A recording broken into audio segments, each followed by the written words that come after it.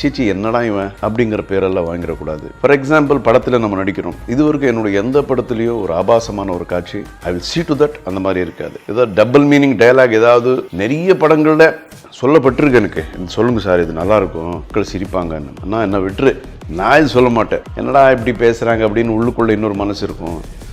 ஏன்னா அவங்களுடைய ஃபேமிலிஸ் கூட படம் பார்த்துட்டு இருப்பாங்க, அவங்க அப்பா அம்மா பக்கத்தில் இருப்பாங்க, அவங்க தங்கச்சி இருப்பாங்க, அவங்க ஒய்ஃப் இருப்பாங்க, இந்த மாதிரி எல்லாம் இருக்கும். ஸோ ஏதோ ஆபாசமானது பார்க்கும்போது நிச்சயமாக அவங்களுக்குள்ளே படம் பார்க்கும்போது ஒரு நெருடல் இருக்கும்.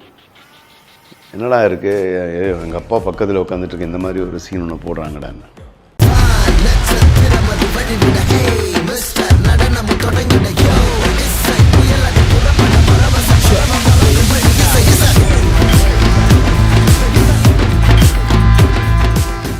கிராண்ட் ராயல் டூர்ஸோட பயணம் பண்ணுங்க.